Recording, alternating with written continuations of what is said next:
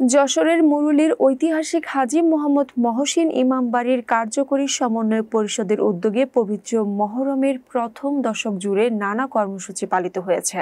এর অংশ হিসেবে আজ 10 মহরম আশুরার দিন যশোর ঈদগাহ ময়দান থেকে একটি শোক র্যালি বের হয়। র্যালিটি দৌড়াটানা চত্বর, চৌরাস্তা ও RN রোড হয়ে মুরুলি ইমামবাড়িতে গিয়ে শেষ হয়। এরপর জোহরের নামাজ শেষে শোক মজলিস অনুষ্ঠিত হয়। এতে সভাপতিত্ব করেন জনাব এহতেশাম উল আলম প্রতীক।